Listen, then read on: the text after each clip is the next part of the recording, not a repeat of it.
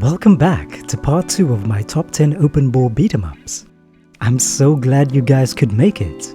If you missed the first part, I highly recommend you to go back and watch it to be sure that you don't miss out on another 5 incredible free beat-em-up games. Without further ado, let's get straight into it. Number 5. Streets of Rage 2X. Just when you thought Streets of Rage fans have run out of things to be excited about, out of nowhere comes this game. Streets of Rage 2X combines elements and levels of the classic trilogy and adds in a plethora of new features, most notably with its absolutely amazing combat system, which I'll get into in just a second. The game offers an unprecedented level of customization. You have access to a dizzying amount of options here, such as being able to control various elements of gameplay and even the behavior of the AI to suit your playstyle. Up to 4-player local co-op is available, and you can even play with an AI-controlled partner. The game also features one of the best branching path systems I've ever seen in a beat-em-up. At the end of some levels, you'll be allowed to choose between progressing to stages from the second or third game, so you can freely weave between levels as you please. But unlike the way in which most beat-em-ups handle this, you can actually back out of your choice and are even afforded a small level preview before committing to your decision. Stages also feature impressive new lighting and sound effects, which really adds new life to levels you've likely played through countless times before. But where this game really shines is the combat.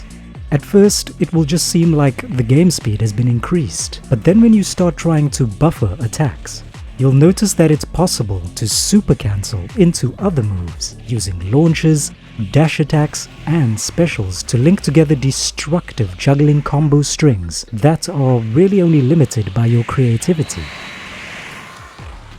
The star system has also been completely reinvented here. In vanilla Streets of Rage, you needed to amass about 100,000 points to earn a single star. But here, you earn them a lot quicker by simply landing heavy damage on enemies.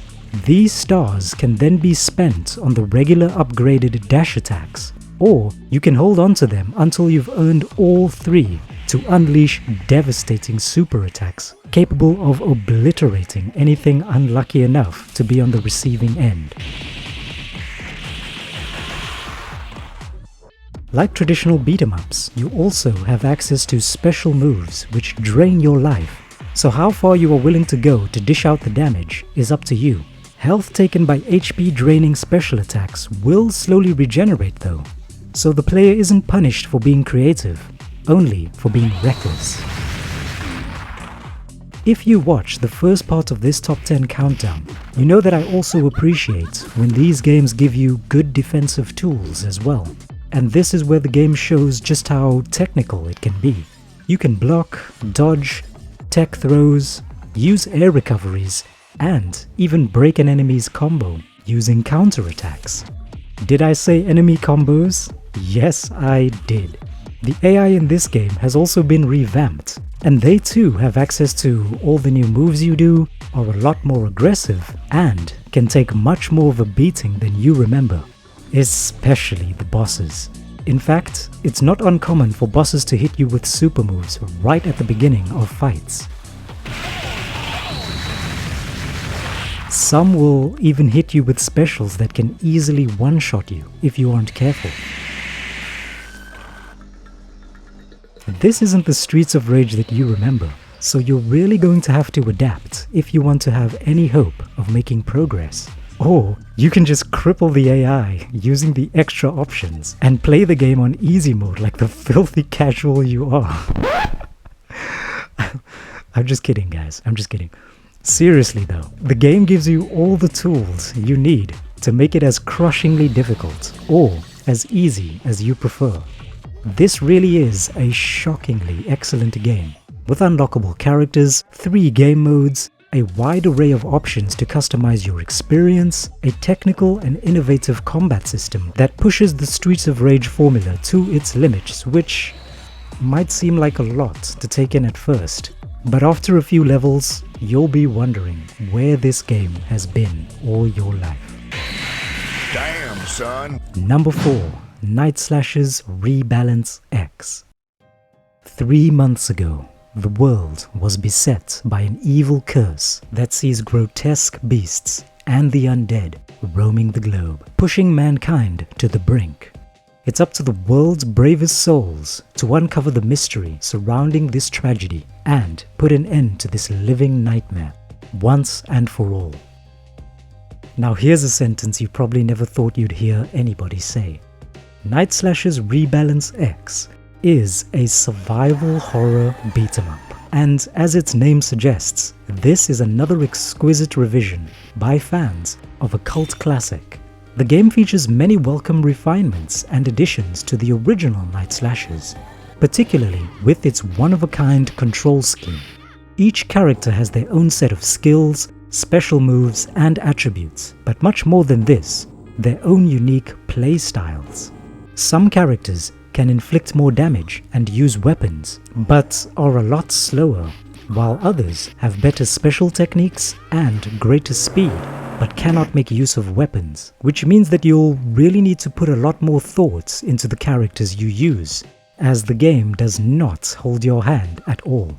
Enemies are aplenty and hit like a truck, and you've only a limited supply of health pickups and weapons on each level, which will not scale up even if you play co-op. You can only earn 1-ups after amassing an eye-watering 200,000 points. And even though up to 4 people can play in local co-op, starting credits are hard limited to 4 per playthrough and are shared between players, which means you'll really need to lean on strategy and teamwork. Bosses are punishingly unforgiving, which we will discuss in just a minute. And unlike Streets of Rage 2X, you won't find any difficulty settings here, which means you've got one of the hardest beat-em-ups here that you'll ever play. Thankfully, holding everything together is solid gameplay. Not only can you block and dodge, you can also sometimes score critical attacks, which can one-shot some enemies if you're able to time your strikes just before an enemy lands a hit.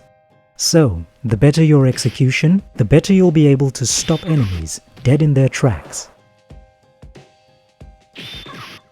If you hit the ground and hold the attack button, you can execute slash attacks, which allow you to recover from knockdowns quickly while kickstarting your revenge on whichever enemy floored you.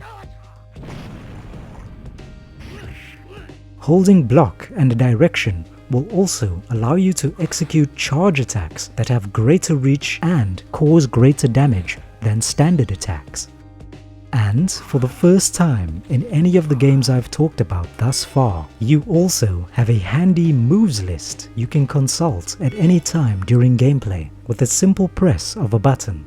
Some special techniques will deplete your super meter, while others can be executed indefinitely, so long as you input the correct button prompts. And if you're having trouble pulling some moves off, the game has a handy system that ties each character's special moves to a simple press of the technique button and one of the D-pad's inputs. The system is very well thought out, and for the most part, the game offers a healthy challenge for beat-em-up fans. But where all of this goes out the window, and where many players will turn their noses up and take their ball home, is when you inevitably cross paths with the borderline broken bosses in this game. Now, I get it, bosses are meant to be tough, but these guys are all over the place and are an absolute mess. Their attacks have ridiculous priority over yours, most of which will knock you down, while the bosses will just track you and camp near your body, giving you little to no time to recover or defend yourself. Some bosses will spam unblockable heavy or ranged attacks, or it might even just be that most of their attacks simply cannot be blocked at all. Others will just brush off special moves with taunts, and you're often fighting bosses back to back without being given any healing items between fights.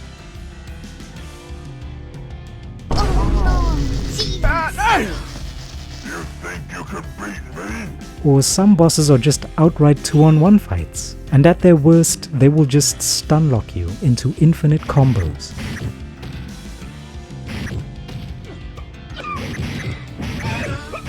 Without a doubt, these guys are some of the most ridiculous bosses you'll ever fight in a beat 'em up. It's up to you to push through and figure out their weaknesses to defeat them. Despite this, I really love the unique concept, tight controls, and overall polish on offer here. And the fact that the gameplay changes so drastically depending on which character you choose is fascinating. I really can't think of too many beat 'em ups that are this dynamic. At the same time, I appreciate that the strict mechanics and challenging gameplay will not be to everyone's liking. In essence, it's the Dark Souls of beat 'em ups. I know it's a meme to say that at this point, but this game truly earns that kind of niche reputation in spades. The campaign can already be played in its entirety, but it seems that the game is still being worked on as new game modes seem to be on their way. As such, I highly recommend it to hardcore beat 'em up veterans looking for a challenging game that looks, feels, and plays differently to what they might be accustomed to. Number 3. Fighting Street. Now it's one thing when a fan game aims to refine a classic, but when they manage to give us a game that's arguably better than the original, you know you have something special. Fighting Street reimagines the very first Street Fighter game as a beat 'em up. You play as both Ryu and Ken as they go on an epic journey to become the formidable martial artists we know them to be today. The game will shift control between Ryu and Ken as you play, but their paths will also cross at certain sections, allowing you to fight side by side. As they are both still young students here, you'll only have a very limited moveset in the beginning. But as you progress, you will gradually unlock more techniques. After completing your initial grading with Goken, the two are then sent on their own quests, and here is where the game sets itself apart from most typical beat 'em ups. You won't just be going through levels laying into waves of enemies, you'll also need to traverse tricky platforming sections as well, which will test your timing and reflexes as much as your patience. You'll get to visit and explore towns such as Metro City and interact with some familiar faces from other Capcom franchises outside of the Street Fighter cast. The leveling system returns here, and you'll gradually increase your ki and HP meter by gaining experience through battles. It might not be for everyone, as the gameplay can feel a little slow and stiff, especially when compared to the games I've talked about until now, but I feel as though they really struck a good balance with trying to preserve the feel of the original arcade release, while still managing to make the controls a lot more responsive than the vanilla game. I mean, let's face it, there's a reason why Capcom never includes the first Street Fighter game in anniversary arcade re-releases. One can even make the argument that the makers of this project not only gave us a game that's better than the original, they also gave us a game that we never got and likely never will get from Capcom. And in my opinion, because of its experimental nature, fan service, and endearing concept, dare I say, it's probably one of the best Street Fighter games I've played in years. Number 2. Final Fight LNS Ultimate 3. Where do I even begin to talk about this game? Tons of levels, tons of game modes, amazing mechanics, addictive gameplay, branching paths, bonus stages, and multiple endings. This game manages to give you everything you've ever wanted in a beat 'em up, and at the same time, more than you could ever ask for. But where this game really goes above and beyond is its ridiculous character roster. You begin with just a handful, but over time, you can unlock an absurd 69 different characters to choose from, each with their own special moves, stats, and unique attacks, which can be linked into impressive combos. Perfect. Double one. Flash kick shoot.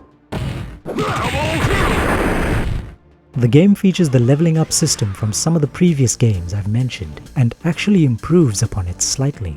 Another neat little feature is how the parries work in this game. This is the main defensive strategy here, and nearly any attack can be parried with correct timing, and if you're quick enough, you can even counter-attack. but players will be punished for being sloppy.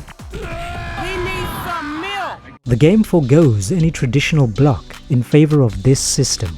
You can still dodge to get out of the way, but you will not have any iframes while doing so timing is key. The game also features the best implementation of an in-game move list I've ever seen in a beat-em-up. With a single tap of a button, you can pause the action and bring up your character's command list, as well as view their bio, which gives you a little more understanding about your character's lore and role in the story. The amount of effort that they put into this for every single character is just astonishing. So there is an incredible amount of depth in the combat system here, which makes for tight and technical gameplay, which is great. The only issue is that this game really throws that gameplay in your face. This becomes blatantly apparent when you notice that its difficulty options range from the game patronizing you for playing on easy, to then amping things up to insanely difficult. One mode even laughably replaces all pickups in the game with excrement. And even if you choose the lower difficulties, you'll only be able to see the false ending of the game. This is compounded when you realize that the only thing that the difficulty changes is the amount of lives you have and the boss fight aggression level. Regardless of which difficulty you choose, regular enemies are very abundant and are disgustingly aggressive. It doesn't matter how good you think you are in other beat-em-ups, this game is gonna wipe the floor with you until you take the time to learn how to reliably build combos and master its mechanics. This might be discouraging to some players, especially at first, but once you really start to come to grips with the combat, you'll realize that there is a lot more going on in this game than it lets on. At first, you might think that you're just playing a reskinned Final Fight game, but after you manage to persevere through some of the tougher stages, you'll begin to notice that the game is actually an amalgamation of nearly every single 2D fan-favorite Capcom franchise. Cadillacs and Dinosaurs, Battle Circuit, Darkstalkers, Alien vs Predator, Final Fight, Captain Commando, Street Fighter, and even Marvel vs Capcom, to name but a few. Be it with unlockable characters, secret boss fights, Easter eggs, bonus stages, or extra levels, they are all here in some shape or form. It even includes an additional 11 hidden characters you'll only be able to unlock if you Googled how to find them. So maybe the game can be criticized for gatekeeping some of its best content, but it's undeniable that there is an unparalleled and unmissable amount of content here for beat-em-up fans. It plays more like a love letter to Capcom's arcade classics than just a run-of-the-mill beat-em-up, and it really is something I'd expect Capcom themselves to put together to celebrate their anniversary rather than just a fan game that barely anyone knows about. In fact, based on the level of effort and passion put into this, it's almost a crime that it's free. Sure, it isn't perfect, and this is not an easy game. But the thing I love about it is that there's just so much fan service and work put into it, you'll swear that this game is a fan of you rather than the other way around. Number 1. Art of Fighting: Trouble in Southtown. Now I know what you're thinking. How could any beat-em-up be better than the last game we talked about? I suppose you really have to ask yourself, what makes a great beat-em-up? Is it a fantastic combat system? A huge character roster? Exciting stages and a cool story? Of course it is. Now, what about when a game delivers all of this and more than you ever thought could even be possible in a fan-made 2D beat-em-up, and manages to give you something that you didn't know you were looking for? Art of Fighting: Trouble in Southtown is that game for me. For starters, it tries to take an immersive and cinematic approach to its story like you've never seen before in a side-scroller. Here, students of Kyokugen Karate Dojo, Ryo Sakazaki and Robert Garcia, along with Yuri, are undergoing harsh training while studying under Takuma. But things take a turn for the worse when Takuma dons the Mr. Karate persona and gets involved with Mr. Big's underground operation and goes missing. The trio of students return to the city to uncover the mystery behind Sakazaki Sr.'s disappearance and try to put an end to Mr. Big's criminal empire. Gameplay features a 4-button system. Each character has 3 different regular combos, which can be executed depending on your proximity from the enemy. The game requires the use of MP for special techniques, and unlike most games where the special bar will refill over time, you can also manually charge your special meter. You can then burn this meter by using any of the insane amount of special moves available for each character. These moves are fittingly harder to pull off than regular attacks, but the payoff is worth it. Desperation moves, an Art of Fighting staple, are also available.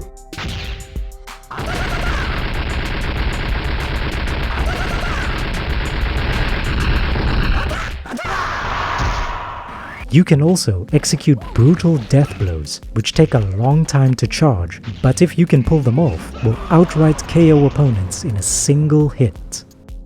The game even allows you to switch between characters as you play. So the combat system is brilliant, and for most beat-em-up fans, this is more than enough. But after you finish the prologue, you bear witness to just how massive this game really is. The game features a semi-open world system where you can travel to different points of interest on the map of Southtown as you see fit. You also have access to a safe house where you can practice your moves on a training dummy or read about your exploits in missions you've played before in the news. You can also access an obelisk, which doesn't make sense at first, but if you keep your eye out for mysterious tablets hidden around levels, you'll notice that these can be used to take advantage of the game's password system. We finally have the ability to jump right back to the chapter we last played after getting a game over. This is such an elegant solution to cut down on the frustration some of these harder games put you through that I genuinely wish more beat-em-ups did this. There are also social gatherings you can go to, where you can just hang out with some of the side characters at taverns or nightclubs. Once here, you can play gambling minigames with the barkeep, talk to King and learn more about the characters in the story, or even participate in underground fight clubs where you can test your skills and win prizes.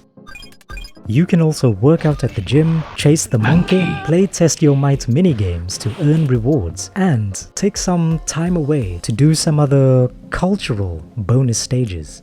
So even though the story is mostly linear, the path you take and the order in which you tackle missions is really up to you. The main stages are also quite big and occasionally include chaotic vehicle combat, which might be too much for some. Some stages in particular really try to be so over the top and action-packed that some players will start to feel overwhelmed. Even the developer himself states that this game will take anywhere between 15 to 20 hours to complete, and that's if you're a fast player. There's so much more to talk about, but it would take ages to get through it all. So, in essence, I've never really seen another 2D beat-em-up with this kind of scale, and I doubt we will ever again. It might not be for everyone, but if you're someone who's looking for something different, someone who wonders just how far 2D beat-em-ups can go, then not only is this game not to be missed, this game is made for you. Come on, baby! Yeah! And there we have it, my top 10 greatest OpenBOR beat-em-ups ever made. I hope you enjoyed watching it as much as I enjoyed making it. I also hope that I managed to introduce you to some gems you might not have heard about otherwise. If I missed any of your favorites, please let me know in the comments. And since they're all free, I highly recommend you to go and pick up all these games and support the creators. Most important of all, thank you for your time.